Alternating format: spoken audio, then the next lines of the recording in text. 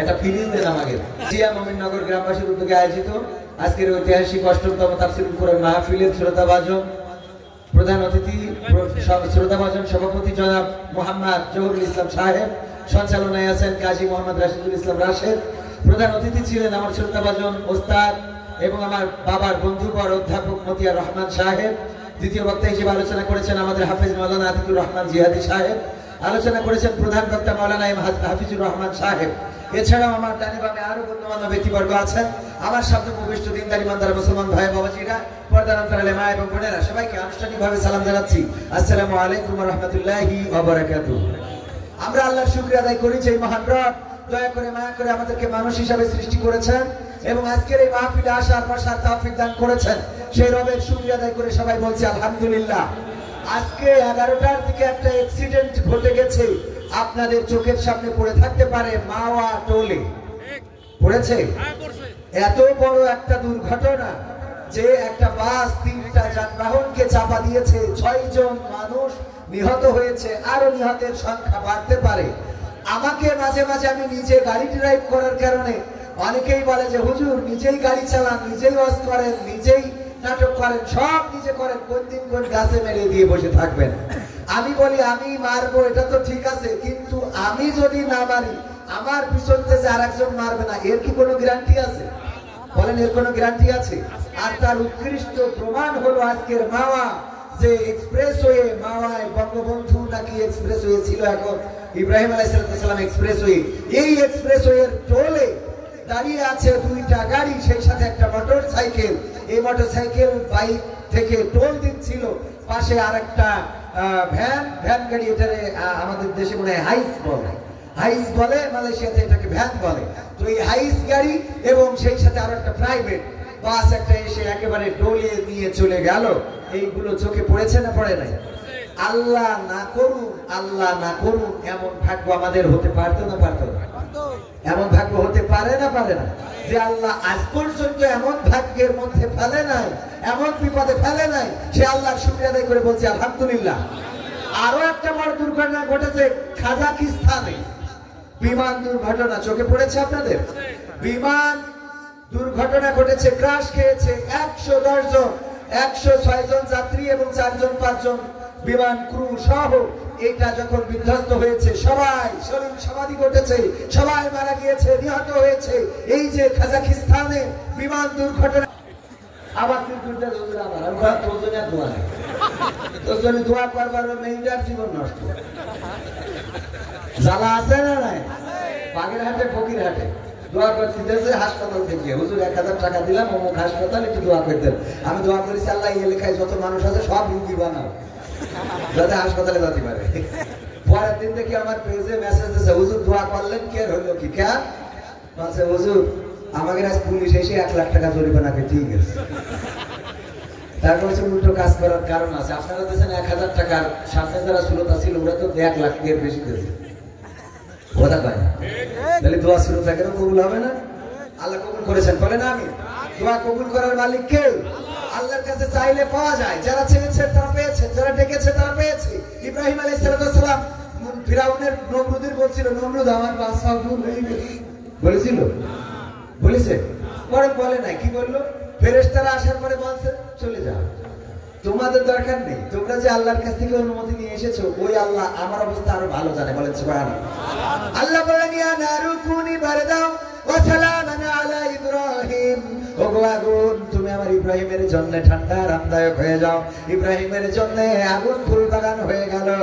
নমরুদ বলছে এদিকে এসো বিজিবি, এদিকে এসো বিডিআর, এদিকে এসো আর্মি, এদিকে এসো পুলিশ কর্মকর্তা, এদিকে এসো বিমান বাহিনী, সেনাবাহিনী। আমরা তোমাদের 16 বছর ধরে খাওয়ালাম, পড়ালাম, মাখালাম, আজকে কেন ছাত্রদের দমন করতে পারো না? কথা কি বোঝা গেছে? মানে ওই জায়গায় একটু উল্টাই নেন। নমরুদ বলল ওরে আগুন, এত কষ্ট করে তোরা চালাইলাম, আমি আমার রাষ্ট্রীয় কোষাগার থেকে টাকা খরচ করে কেরোসিন কিনলাম, ডিজেল কিনলাম, কাঠ কিনলাম, খড়ি কিনলাম, তারপরে তোরে জ্বালাইলাম, এত করে বিকট আগুন বানালাম, আর ওই আগুনের মধ্যে আমার শত্রু ইব্রাহিমের পোড়ালাম। ওরে আগুন, সেই তাপের কারণে আমি তোর কাছে যেতে পারিনি, আর আমার যে শত্রু তারে তুই ফুল বাগান বানায় রেখে দিছিস। কথা কি মিল আছে না নাই? আল্লাহকে ডেকেছিলেন কে? ইব্রাহিম আলাইহিস সালাম আল্লাহ ডাকে সাড়া দিয়েছিলেন। এই জন্য ওই দেশের মধ্যে থেকেছেন, আগুনের মধ্যে থেকেছেন, আল্লাহ নিরাপত্তা দান করেছেন, নিরাপদ করে দিয়েছেন। আর যারা আল্লাহকে ডাকতে পারে না, মশার কাছেও তারা নিরাপদ না। আল্লাহকে যারা ডাকতে পারে না, তারা পানির কাছে নিরাপদ না। আল্লাহকে যারা ডাকতে পারে না, তারা বাবুই পাখির কাছে নিরাপদ না। আল্লাহকে যারা ডাকতে পারে না, তারা তাদের বাবার তৈরি করা দেশেও নিরাপদ থাকতে পারি। কত কয় না পারে? কতবার বললো এই দেশটা আমার বাবা? বলেছে না বলে নাই? এই দেশ আমার বাবা দিয়ে গিয়েছেন। বাবার নাম এতবার বলা হয়েছে, অতবার যদি আল্লাহর নাম বলতো তাইলে আমার দাদার দেশের হেলিকপ্টার লাগতো না, আমার আল্লাহ প্যারাশুট পাঠাই আসমানে তুলে নিত। ঠিক না বেঠে? আল্লাহরে ডাকলে ডাকে সাড়া দেয় না, দেয় না। আল্লাহর পথে যারা থাকে তারা মরলে শহীদ, বাঁচলে গাজী। ইতিপূর্বে যাদেরকে দেশ থেকে তাড়াতে চেয়েছে, দেশ থেকে পালাতে বলেছে, কেউ তো দেশ থেকে পালায় নাই, কেউ দেশ থেকে চলে যায় নাই, বরং দেশের মধ্যে থেকে সে ফাঁসির কাষ্টে ঝুলেছে। তারপরেও তাদের মুখের হাসিটা ম্লান করা যায় নাই, কারণ তারা নিজেদেরকে সঁপে দিয়েছিল আল্লাহর কাছে। তারা আল্লাহর শিখানো কালাম, আল্লাহর শিখানো বাক্যটা পড়েছিল, ইন্না সালাতি ওয়া নুসুকি ওয়া মাহইয়ায়া ওয়া মামাতি লিল্লাহি রাব্বিল আলামিন। ওরা বলেছিল, ও আল্লাহ, ও আমার রব, তুমি শুনে নাও, আমার নামাজ, আমার সালাত, আমার কুরবানি, কুরবানির মধ্যে কি আছে? শুধু গরু কুরবানি, ছাগল কুরবানি নয়, কুরবানির মধ্যে সময় কুরবানি, জীবন কুরবানি, জেল কাটা সেটাও কুরবানি, ওই যে বেতের বাড়ি সেটাও কুরবানি, রিমান্ডে সেটাও কুরবানি। ও আল্লাহ, নিশ্চয় আমার সালাত, আমার কুরবানি, আমার জীবনের হায়াতের। আল্লামা সাঈদী জীবনের 13টা বছর কোরআনের জন্য 50টা বছর তাফসীর করেছেন, আবার এই কোরআনের জন্য 13টা বছর কারারুদ্ধ জীবন যাপন করেছে। কোনোদিন অভিযোগ করে নাই, কোনোদিন বাতিলের কাছে মাথা নত করে বলে নাই আমারে ছেড়ে দাও। আল্লামা মামুনুল হক এসেছিল, আমার ছুটি করে যারা গিয়েছিলেন তারা জানেন। আল্লামা মামুনুল হক তিনি আমাদের অ্যাঙ্গেলের আলেম নন, তিনি জামাত ইসলামের নেতা নন, বরং তিনি হেফাজত এবং খেলাফত মজলিসের নেতা। উনি বলেছিলেন, আপনার আল্লামা দেলাওয়ার হুসাইন সাঈদীকে কেমন করে চেনেন? সবাই বলল, আমরা কোরআনের পাখি হিসাবে চিনি। বলল, আপনারা তো শুধু কোরআনের পাখি হিসাবে চেনেন, আর আমি তাকে 2013 সাল থেকে চিনি। 2013 সালে যখন আমরা একসাথে কারাগারে ছিলাম, আল্লামা দেলাওয়ার হুসাইন সাঈদী সরাসরি আমাকে বলেছিল, এই জালিম সরকার আমাকে প্রস্তাব করেছে যে তোমাকে ছেড়ে দেয়া হবে, যদি তুমি মন্ত্রী হতে চাও মন্ত্রিত্ব দেয়া হবে, যদি তুমি অর্থ চাও অর্থ দেয়া হবে, কারাগার থেকে মুক্ত করে দেয়া হবে, গোটা বাংলাদেশের জমিনে তোমার উন্মুক্ত বিচরণ করতে দেয়া হবে, বিনিময়ে একটা কাজ তোমারে করতে হবে, আল্লাহর জমিনে আল্লাহর দিন কায়েমের আন্দোলন করা যাবে না। আল্লামা সাঈদী বলেছেন, ওগো মামুনুল হক, আমি বাতিলের এই প্রস্তাবকে প্রত্যাখ্যান করেছি। আমি কারাগারের এই অন্ধ কুঠুরিটাকে বেছে নিয়েছি। এই অন্ধ কুঠুরিতে এমন ভাবে থাকতেন আমার শফিকুল ইসলাম মাসুদ ভাই, সুন্দর করে বর্ণনা করেছেন। একদা এক পুলিশ বলল, মাসুদ ভাই আজকে নামাজের জন্য যখন আসবেন তখন একটা চাই নামাজ বেশি করে নিয়ে আসবেন, একটা চাই নামাজ বেশি করে আনবেন। আনার পরে ঘটনাটা বলব, মাসুদ ভাই, শফিকুল ইসলাম মাসুদ ভাই একটা চাই নামাজ বেশি করে নিয়ে গেলেন। বললো, ভাই চাই নামাজটা আপনার কাছ থেকে নিলাম। কেন নিলাম? মিথ্যা তো বলতে পারবো না, আমি কিনে তো আর দিতে পারি না। আমি কিনে যদি দিই তাইলে বলবে আপনি পুলিশের চাকরি করে কেন চাই নামাজ দেন সাঈদীর জন্য। ডিমান্ড কমবে না বাড়বে? আগের সময় ডিমান্ড কমে যেত, ঠিক না ঠিক?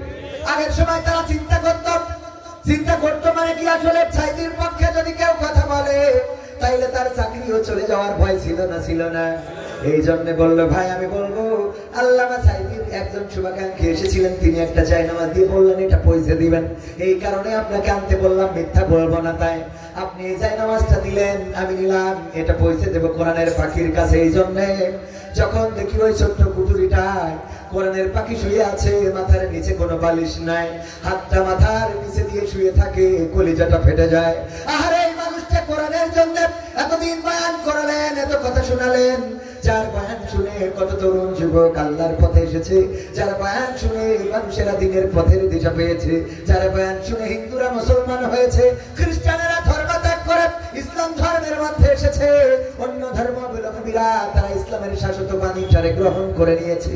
এই মানুষটা আজকে হাতটা মাথার নিচে দিয়ে ঘুমায়, অথচ এই মানুষটার কদর করা দরকার ছিল। এই জাই নামাজটা দিয়ে বলবো যে মুহতারাম, এই জাই নামাজটা একটু ভাঁজ করে আপনার মাথার নিচেই দিয়ে ঘুমাবেন। এই ছিল কোরআনের পাখির জেলখানার জীবন। এই জেলখানার জীবনে থেকেও 13টা বছর পরে যখন বের করা হয়েছে, 13টা বছর পরে ষড়যন্ত্রমূলক ভাবে হাসপাতালে নিয়ে ইনজেকশন পুশ করে শহীদ করা হবে। আমার দাদা বাবুদের প্রেসক্রিপশনে এই কাজ করার জন্য যখন নিয়ে গেল, আল্লামা সাঈদীর মুখটা মলিন ছিল। কথা কয় না মলিন কি ছিল? না, মলিন ছিল না, বরং আল্লামা সাঈদী এমন হাসি দিয়েছেন যে হাসি সকল মানুষের হৃদয়ের মধ্যে গেঁথে আছে না নাই? আজকে মিজানুর রহমান আজহারী ভাইয়ের আলোচনা হচ্ছে পেকুয়া কক্সবাজার, অনেক বড় একটা মাহফিল, বাংলাদেশের সব শ্রেণী পেশার আলেম প্রায় একত্রিত করা হয়েছে, অনেক বড় মজলিস, অনেক বড় আয়োজন। অনলাইনের কল্যাণে অনেকেই দেখে থাকতে পারেন, চোখে পড়েছে না পড়ে না? অনেকের চোখে পড়েছে, যদি না পড়ে কালকে আবার ইউটিউবে পেয়ে যাবেন। আল্লামা ডক্টর মিজানুর রহমান আজহারী সাহেব এসেছেন বাংলাদেশে। আসার পরে উনি প্রথম কোন মাহফিলে গিয়েছেন পেকুয়া কক্সবাজার।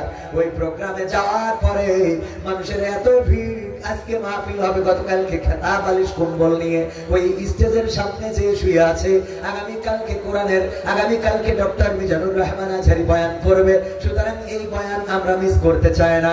ও আমার ভাইয়েরা, শুধু তাই নয়, এত পরিমাণ মিডিয়ার ক্যামেরা এসেছে, শত শত নয়, হাজার হাজার মিডিয়ার ক্যামেরা। আমার মিডিয়ার ভাইয়েরা গিয়েছেন, টেলিভিশন নিউজ করছেন, পত্রিকা নিউজ করছেন, পুলিশ গিয়েছেন, বিজিবি গিয়েছেন, বিডিআর আর্মি গিয়েছেন, র্যাবের 15 ওখানে কাজ করছে নিরাপত্তার জন্য, এত কিছু করছেন মিজানুর রহমান আজহারীকে আশাকে কেন্দ্র করে। আর আল্লামা সাঈদী যদি আজকে মুক্তি পেয়ে যেতেন, বলেন দেখি তাইলে কেমন একটা মাহফিল হতো, কেমন একটা মাহফিল হতো। এই বাংলাদেশে এমন মাঠ পাওয়া যেত না যেই মাঠে কোরআনের পাখি বয়ান করতে পারবে, যেই মাঠে কোরআনের পাখি আসলে মানুষের জায়গা ধরবে। আল্লাহ রাব্বুল আলামিন চান না, আর বাতিলও করতে দিল না। আল্লাহর জন্য নিবেদিত প্রাণ নিজেদের জীবনটা উৎসর্গ করে গেল, 13টা বছর কারাগারের বন্ধ কুঠুরির মধ্যে কাটালো, তারপরে আবার জেলখানার মধ্যে নিয়ে গেল, ইনজেকশন পুশ করা হলো।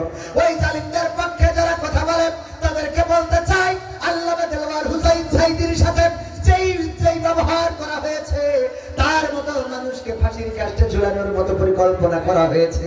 এরপরেও যারা বলে ওদেরকে ক্ষমা করতে হবে, ওরা কারা? কথা পায় না, ওরা কারা? ওদের চরিত্র কি? ওদের চরিত্র হলো ভেজালে। ওরা কারা? আরে আমার কোরআনের পাখিদেরকে শহীদ করা হলো। ও আমার ভাইয়েরা, তারপরেও কেউ মাথা নত করে নাই। ইব্রাহিম আলাইহিস সালামের কথা বলতে যে এতগুলো কথা বললাম, মাথা নত না করার কারণ হলো, উদাহরণ দিতে যে যদি বলি, আমাদের শ্রদ্ধাভাজন সভাপতি জনাব মুহাম্মদ জহুরুল ইসলাম সাহেব, উনি গরু পালন করে। ওই গরু মনে করেন এখন তো মাঠে ধান নাই, যার জন্য মাঠের মধ্যে ছেড়ে দিয়েছে, গরু যা মনে চাই খেয়ে বেড়াও। গরু খাওয়া শুরু করেছে, হঠাৎ করে বন থেকে পাশে থাকা জঙ্গল থেকে একটা বাঘ বের হয়ে গরুরে ধরার জন্য দৌড়ানি দিয়েছে। গরু দৌড়ায়, বাঘও দৌড়ায়, গরু কি কখনো বাঘের সাথে দৌড়ায় পারবে নাকি? না, পারবে না। এই চিন্তা করে গরু চিন্তা করলো, যেহেতু পারবো না, তাইলে তাড়াতাড়ি একটু সেফ এক্সিট করতে হবে। দাদার কাছে তো আমাদের হাসিনা সহযোগিতা চেয়েছে, ওর তো এখন আশেপাশে দাদাও নাই, কি করা যায়? গরু একটা বুদ্ধি করে, পাশে ছিল একটা কাদাওয়ালা জমি, কাদাওয়ালা ক্ষেত, ওর মধ্যে দিয়েছে লাফ, দেওয়ার পরে 4 হাত পা আটকে গিয়েছে, না উঠতে পারে, না উঠার চেষ্টা করে। বাঘও ধরার জন্য যখন দৌড় দিয়েছে, ঝাঁপ দিয়েছে, তখন গরুর থেকে বাঘের গতি বেশি থাকার কারণে গরুর রেখে 3 হাত সামনে যেয়ে পড়েছে। কয় হাত সামনে? পড়ে না 3 হাত সামনে যে পড়ার পরে ও বাঘেরও হাত পা ঠিক আছে, যত ছাড়াইতে চায় তত আটকে ধরে। এত কাদা, এত আটাপূর্ণ কাদা, বাঘ খালি টেনশন করে কখন বেরোবো, আর গরু বসে বসে খালি পান চাবায়। বলেন বাঘ বলছে, গরু তুই তো আসলে গরু। বলছে কে ভাই, কি হইয়া ভাই এরকম কাছে? গরু তো এরকম করে বলো ভাই, কি হয়ে গেছে? কি হয়েছে মানে? আরে গরু, তোরে যদি ধরতাম তাইলে আমি খাইতাম, খেয়ে আমি বেঁচে থাকতাম, তুই মারা যাতিস, কথা ঠিক, কিন্তু তুই যদি দৌড় দিতিস, দিয়ে যদি আমার থেকে পালিয়ে যাতিস, তুইও বাঁচতিস, আমিও বাঁচতাম। কি এমন একটা কাজ করেছিস এখন যে কাদার মধ্যে থেকে না বেরোনো যায় না, উঠা যায় না, এখান থেকে দৌড় দেওয়া যায়। এই কাদার মধ্যে তুইও আটকাইছিস, আমিও আটকাইছি, এখন তুইও মারা যাবি, আমিও মারা যাবো। কথা তো অসুবিধা কি? শয়তান অসুবিধা কি মানে? আচ্ছা কোনো অসুবিধা নেই মানলাম। আমার কথা হলো মৃত্যুর তো একটা ভয় থাকে। এখন এই কাদার মধ্যে আটকে গেছি, আমাদের তো বাঁচানোর কেউ নাই। এখন এই কাদার মধ্যে আটকানোর কারণে তুইও মরবি, আমিও মারা যাব। এরপরে তুই জাবর কাটাস কোন আন্দাজে সেইটা কর। গরু বলছে ভাই তুমি তো জানো না, তুমি তো বোঝো না। দেখো তুমি থাকো বনে জঙ্গলে, তোমার কোনো মালিক নেই। আমি থাকি লোকালয়ে, আমার একজন মালিক আছে, মাহফিলের সভাপতি জনাব মোহাম্মদ জহুরুল ইসলাম সাহেব। উনি মাহফিলের জন্য এখনো মাঠে আসতে পারে নাই। আমার যে নিয়ে যাবে, উনি মাহফিলে বসে আছে, সে সবে তারপরে নিতে আসবে। উনার ধারণা হলো হয়তো আমি যদি না যাই, উনি যদি বাড়ি না আসে, আমি একা একা বাড়ি যাবো। কিন্তু বাড়ি যাবো কি করে? তুমি তো আমার আটকাইছো। এখন তো যাওয়ার কোনো কায়দা নাই, কাদায় আটকাই গেছি। আমার সভাপতি যখন বাড়িতে আসবে, মালিক যখন বাড়িতে আসবে, আমার গোয়াল ঘরে লাইট মেরে দেখবে যে আমি ওই ঘরে নাই। এটা দেখার পরে আমার খোঁজার জন্য মাঠে আসবে। এসে যখন ওই 5 ব্যাটারির টর্চ লাইট মেরে দেখবে যে আমি আর তুমি এক জায়গায়, তুমি আমারে তাড়াইয়ে কাদার মধ্যে আটকাইছাও, আমারে তো ছাড়াবে আর তোমার এখানে বাড়িয়ে কবর দিয়ে তারপরে যাবি। ঠিক না বেঠে? এখন বলো দেখি, এখন বলো আমি জাবর কাটাবো নাকি তুমি কাটাবা? আমার জাবর কাটানো আসে, কারণ আমার মালিক আছে, আমার অভিভাবক আছে। আমার বিপদে মুসিবতে কষ্টের সময় সে ডাকে, আমি অসুস্থ হইলে ডাক্তার ডাকে, আমার বাছুর হওয়ার সময় আমার সিজার করা লাগলে আপনি নিয়ে যায়। হাসপাতালে যদি নিয়ে যাওয়ার ব্যবস্থা হয়, নিয়ে যাবে না? যাবে না, নিয়ে যাবে। ভাইরা আমার বাছুর হওয়ার সময় ডাক্তার রেডি রাখে, ডাক্তার সাহেব থাকবেন যেন আমার গরু কোনো কষ্ট না পায়, কারণ তার মালিক আছে। ও আমার ভাইয়েরা তেমনি ভাবে যারা আল্লাহকে মালিক মেনে নিয়েছে, যারা আল্লাহর কাছে নিজের মাথাটা নত করে দিয়েছে, যারা বলেছে ইন্না সালাতি ওয়া নুসুকি ওয়া মাহইয়ায়া ওয়া মামাতি লিল্লাহি রাব্বিল আলামিন, আল্লাহ রাব্বুল আলামিন তাদের জন্য যথেষ্ট হয়ে যায়। তারা যখন বিপদে পড়ে সেখানেও আল্লাহ আছে, তারা যখন সুখে থাকে সেখানেও আল্লাহ আছে না নাই? ঘরের মধ্যে আল্লাহ আছে না নাই? আমার মসজিদে আল্লাহ আছে না নাই?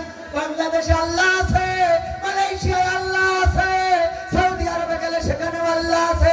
যে জীবনে কাবায় যেতে পারে না, তারপরেও সে আল্লাহকে হারাই নাই।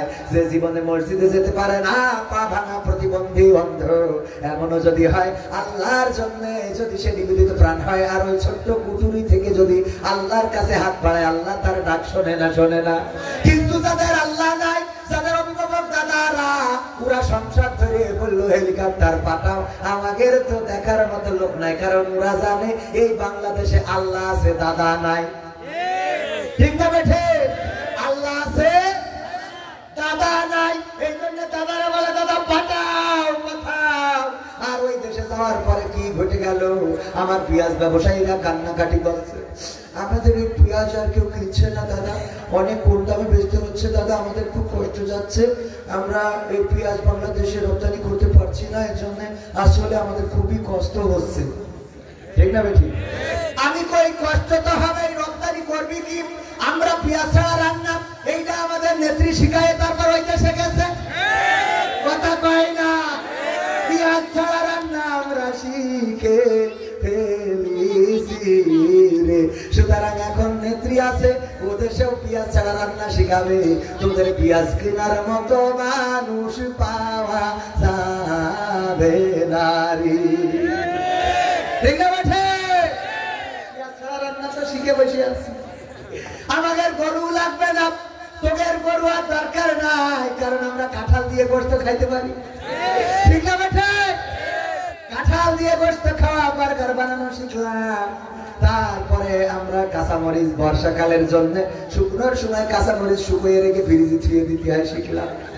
এরপরে আমার আতিকুর ভাই, আমাদের ভাবি বললো যে ভাবি বললো, ভাই বলেনি, বলছে তুমি আমার একটা আইফোন কিনে দিবা। অনেক কষ্ট করে ওয়াজ মাস করে ব্যবসা করে কষ্ট করে একটা আইফোন কিনে দিয়েছে। যেদিন কিনে দিয়েছে ওই দিন টেলিভিশনে দেখে বলছে, এই মোবাইল কে দিয়েছে? এই ধরিছে ভাই, তুমি সরকারি চাকরি দিছো আমার, বলেন এর সংসার ঠিক রাখা সম্ভব? মানে সংসারের মতো ভেজাল হয়ে গেছে। এই মোবাইল কে দিয়েছে? আমরা কষ্ট করে কিনি আর না হয় সরকার, ঠিক না বেঠে? এমপিরা সব কোথায় গেল, মন্ত্রীরা সব কোথায় গেল, কোথায় কাদের কাকা? তাদের সারা দেশটা এখন লাগে ফাঁকা ফাঁকা। আমার আলোচনার বিষয় এই গানটা। কেন এই গান? আল্লাহ রাব্বুল আলামিন সূরা সাফের 28 নম্বর পারার, যদি ভুল না বলি 61 নম্বর সূরা, 61 নম্বর সূরা 28 নম্বর পারা 2 এবং 3 নম্বর আয়াতে বললেন, ইয়া আইয়ুহাল্লাযীনা আমানু লিমা তাকুলুনা মা লা তাফআলুন। ও ঈমানদারেরা শোনো, তোমরা এমন কোন কথা বলো না যা তোমরা কাজে পরিণত করো না। কাবুরা মাকতান ইনদাল্লাহি আন তাকুলু মা লা তাফআলুন। আমার আল্লাহ বলেন, আল্লাহর কাছে এটা অত্যন্ত পছন্দের, অত্যন্ত ঘৃণার, অত্যন্ত রাগের, অত্যন্ত ক্রোধের যে তোমরা মুখে যা বলো কাজে তা পরিণত করো না। আল্লাহ রাব্বুল আলামিন এই আয়াত বলেছেন সূরা সাফে, সূরা সাফের 2 এবং 3 নম্বর আয়াতে। আর এখন দেখেন বাস্তবতার সাথে মিলাই নেন। আমার হযরত কাদের হাফিজাহুল্লাহ, ওবায়দুল কাদের হাফিজাহুল্লাহ বলল, পালাবো না, প্রয়োজন হলে ফখরুলের বাসায় গিয়ে উঠবো, জায়গা দেবে? ঠাকুরগাঁওয়ে বাসা আছে, আমি সেই ঠাকুরগাঁওয়ে গেলাম, খোঁজ দিলাম এখানে এসেছে নাকি, বললে না আসে নাই। আবার পালাই নাই, তা গেল কানে? কথা কয় না। তাহলে কি আল্লাহর কথার সাথে ওর কাজের মিল আছে? কথা কয় না, আছে? আল্লাহ বললে এমন কথা বলো না যা কাজে পরিণত করো না। আল্লাহর কাছে এটা অত্যন্ত ঘৃণার অপছন্দের যে তোমরা মুখে যা বলো কাজে তা পরিণত করো না। আমার কাদের কাকা বললো, এরপরে আমার মহজে শামীম ওসমান রাহিমাহুল্লাহ, সে কি বললো, খেলা হবে, খেলা হবে, আসো খেলবে, খেলা হবে। আমার নেত্রী বলল, শেখ হাসিনা পালাই না, বলেছে না বলে নাই? পালাই না, তাহলে আমরা ইন্টারনেট যেই পলক বন্ধ করে দিলে অমনি 100 লোক আসলো, শুনলাম যে হ্যাঁ মুরাব্বি মুরাব্বি গেছে না যায় নাই, চলে গেল। তাহলে কথার সাথে কি কাজের মিল আছে? আবার আমার ছাত্রলীগ যুবলীগ ভাই, আপনারা কত করি বললেন যে আমরা মুছে দেবো, তাতে ভেসে যাবে, তোরা মুখলি সে মেশিন কর, মেশিন তো দূরের কথা, তার কাটা বর্ডারে বিসিউ খুঁড়েছি আসছিস, কথা কয় এই বলিছে না বলে? এটা কিন্তু রাজনীতির কথা না, এটা আমি ব্যাখ্যার কথা বলছি, যে যারা যা বলেছে কথার সাথে কাজের মিল থাকতে হবে, কথা কয় না। তোমরা বললে আমরা ঢাকা শহরে যদি পিশাব করে দিই বানের পানির মতো ভেসে যাবে, আমাদের বানের পানির দরকার নেই, একটু খালের পানির স্রোত দেখা। তোকে কত জোর, এত জোর, বিয়ের পর বছরের পর বছর চলে যায়, বাচ্চা কাচ্চা হয়, হুজুরের কাছে আসে দোয়া নিতে, হুজুর দোয়া করতে, আর 7 বছর হইলে বিয়ে করেছে, আসছে না। তোদের কত মুতাজ্জর আমরা জানি, কথা কয় না। জোর ছিল ততদিন, শেখ হাসিনা ছিল যতদিন, জোর ছিল ততদিন, চেয়ার ধরে রাখিল যতদিন, জোর ছিল ততদিন, নেত্রী ছিল যতদিন। এখন বুঝতে পারছাও নেত্রীর অবহেলা করার ফলটা কি? রাজপথে দাঁড়াইছাও, অন্যায় করিছাও, মারামারি করিছাও, কাটাকাটি করিছাও, ওরে বাবা অনেক স্টেজ থেকে জুতোটাও নিতে দাও না, অনেক রকম করেছো, নির্যাতন করলে, নিষ্পেষণ করলে, কোরআনের পাখিদেরকে ফাঁসির কাষ্টে ঝুলালে। আমরা তো কষ্ট সহ্য করি কার জন্যে? কার জন্যে? সুতরাং আমাদের জেলখানায় দিলেও ভালো লাগে, আমাদের ফাঁসির কাষ্টে দিলেও ভালো লাগে। আমরা ফাঁসির কাষ্টে যাওয়ার আগে বলি আমরা লুঙ্গি পরে যাব, সন্তানকে ডেকে বলি, ওগো খোকা বলো দেখি লুঙ্গি পরে যাব নাকি পায়জামা পরে যাব? আমার কবর দিতে সাথীরা পাবনা থেকে যাবে, তোমাদের মাকে সাথে নিও না, কারণ তোমাদের মা অসুস্থ, এত দূর পথ খারাপ রাস্তা নিয়ে যাওয়ার দরকার নাই, এমন কথা বলে। আর আমাদের পলক ভাই বলে,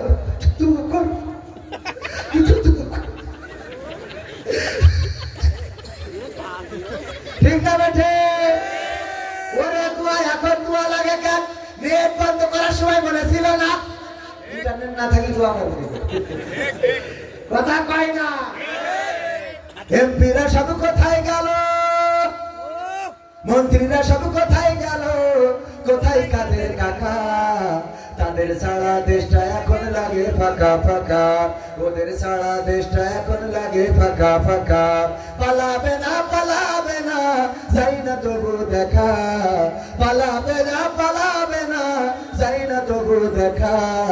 তাদের ছাড়া দেশটা এখন লাগে ফাঁকা ফাঁকা, ওদের ছাড়া দেশটা এখন লাগে ফাঁকা ফাঁকা।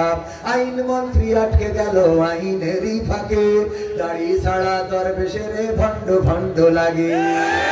আইন মন্ত্রী আটকে গেল আইনেরই ফাঁকে, দাড়ি ছাড়া দরবেশের ভণ্ড ভণ্ড লাগে। শুনছি কত নেতা নেত্রী খাইতেছে ভাই ডান্ডা, বিচারপতি কালামানিকের ফাটিয়েছে আন্ডা। পলকের ঝলক গেল, পলকের ঝলক গেল থামিয়ে নেটের চাকা। তাদের ছাড়া দেশটা এখন লাগে ফাঁকা ফাঁকা, ওদের ছাড়া দেশটা এখন লাগে ফাঁকা ফাঁকা। কই গেল সেই সংসদেতে মমতাজের গান, কোথায় গেল হযরত বালা শামীম ওসমান? কই গেল সেই সংসদেতে মমতাজের গান, কোথায় গেল হযরত বালা শামীম ওসমান? ইনু মেনন্দি পুমনি আছে কারাগারে, পাপ করিলেও পাপ কখনো ছাড়ে কি আর তারে? কোথায় গেল স্পিকারের, কোথায় গেল স্পিকারের দৃষ্টি আঁকা বাঁকা? তাদের ছাড়া দেশটা এখন লাগে ফাঁকা ফাঁকা, ওদের ছাড়া দেশটা এখন লাগে ফাঁকা ফাঁকা। কোথায় গেল আরাফাত আর ব্যারিস্টার সুমন? কথা বলার সময় তারা করে নিয়োজন। মুরগি কবির খাইছে ধরা, জাফর কোথায় আছে? গোপনে কি সেও গেল মোদি দাদুর কাছে? কোথায় গেল সালামের, কোথায় গেল সালামের কাড়ি কাড়ি টাকা? তাদের ছাড়া দেশটা এখন লাগে ফাঁকা।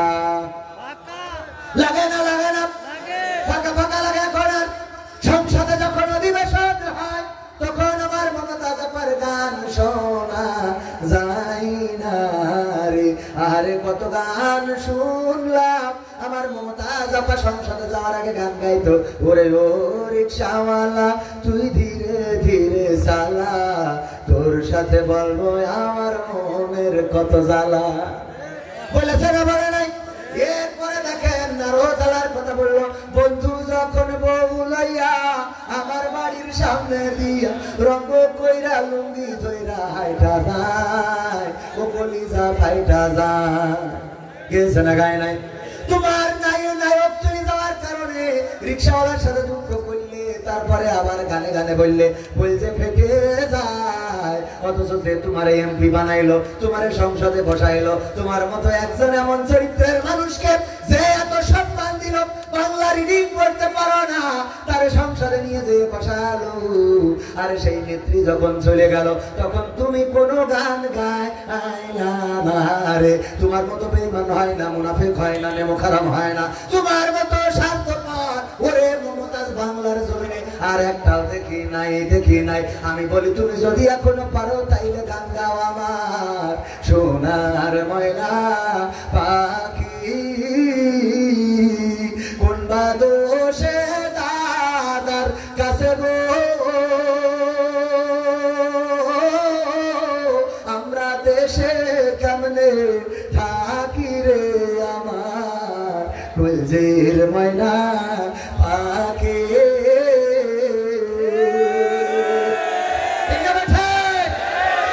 তবে গাই নাই এমন না, এখন গাই কি গান গাই রে বলে, গোপনে দিয়ে পায়খানা ঘরে দিয়ে, ঘরে ওই যে বিল্ডিং এর ছাদের পরে দিয়ে বলে, আমার দরদি আগে জানলে তোর ভাঙা নৌকায় চড়তাম না, ভাঙা নৌকায় চড়তাম না, এই বিপদে পড়তাম না, ওরে বর্ডারেতে খাইলাম ধরা, বিসিটাও তো পাইলাম না। আগে জানলে তোর ভাঙা নৌকায় চড়তাম না। এমন ভাঙা নৌকায় চড়লে তো এমন কান্নাকাটি করা লাগবে। ওগো আমার ভাইরা, ওগো আমার মায়েরা, বোনেরা, ওগো আমার কলেজের টুকরা যুবকেরা, এখানে অনেকে এসেছেন, দাঁড়ানো যুবক ডানে বামে কালেকশন করলে লোক চলে যায়, কিন্তু টাকা চাওয়ার পরেও আমার যুবকেরা কলিজার টুকরারা দাঁড়ানো। কয়েকটা মেসেজ আমি আমার যুবকদের দিতে চাই। আমি তো ওই হুজুরের মতো কবিউর রহমান আজাহারির মতো না হাজারির মতো বলতে পারি না যে একটা মেসেজ ড্রপ করে দিলাম। আমি ড্রপ করতে পারি না। আমি তোমাদের কয়েকটা দাবি জানাই, যেখানে যাই 5টা দাবি। কয়টা? যুবকরা আমার 5টা কাজ করে দিতে হবে। 1 নম্বর কাজ হলো নামাজ ছাড়া যাবে না।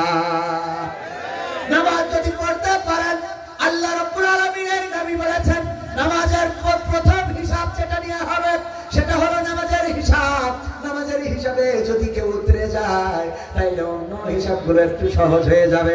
আর নামাজে যদি কেউ ফেল মারে রে তাইলে অন্য সকল হিসাবগুলো কড়াই গন্ডায় নেওয়া হবে রে। এই জন্য 1 নম্বর কাজ হলো তুমি যাই করো তাই করো, লাইলাতুল ফেব্রুয়ারি 14 ফেব্রুয়ারি তুমি যা করো করো, করতে পারবো না যদি করো তাও নামাজ ছাড়া যাবে না।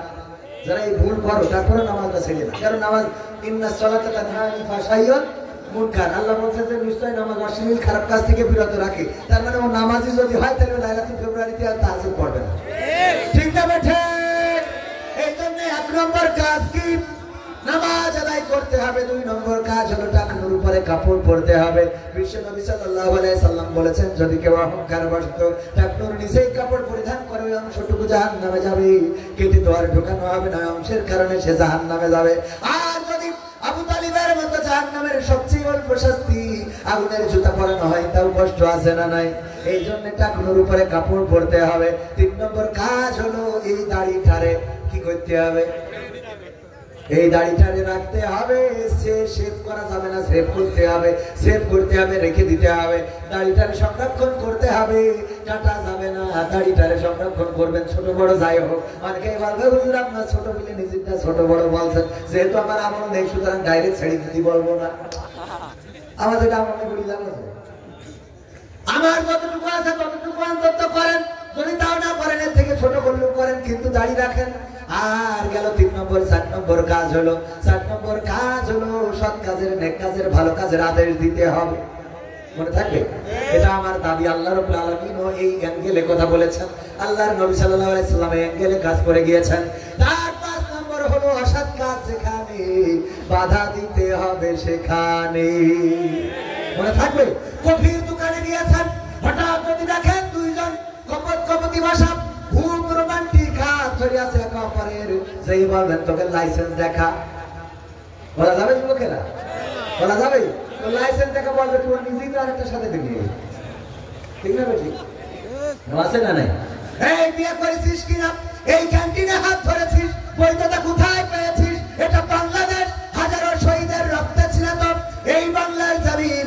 সুতরাং এই জমিনে অন্যায় ভাবে একজনের হাত ধরে বেড়া বাতা হতে পারে। মনে থাকবে? এই জাতীয় কাজগুলো যদি যুবকরা জেগে ওঠে, যাকে নিয়ে যাবে এরা হাত ধরে রাস্তা কলেজের পাশ দিয়ে হাঁটতেছে, যে বলতে ভাই আপনার বউ না গার্লফ্রেন্ড, তাহলে হাত ছাড়েন, নাই পাড়ো টানা করে ফেলবেন। বলতে পারবেন? বলবেন কি নিজের পাশায় একটু থাকলে তো সমস্যা। মনে থাকবে ইনশাআল্লাহ। আল্লাহ কবুল করুন, বলেন আমিন। সম্মানিত ভাইরা, আমার লেখা সঙ্গীতের বই আমাদের ক্যামেরা পার্সন আছে, যদি নিতে চান 101টা সঙ্গীত আছে। মা বোনেরা রয়েছেন পর্দার অন্তরালে, তাদের ব্যাপারে একটু কথা বলা দরকার ছিল। প্রবাসীরা অনেক টাকা দিয়েছে, প্রবাসীদের সঙ্গীতটা শোনাবো, শুনবেন ইনশাআল্লাহ। এই ওঠা যাবে না, এই যদি বলি যে শেষ করবা।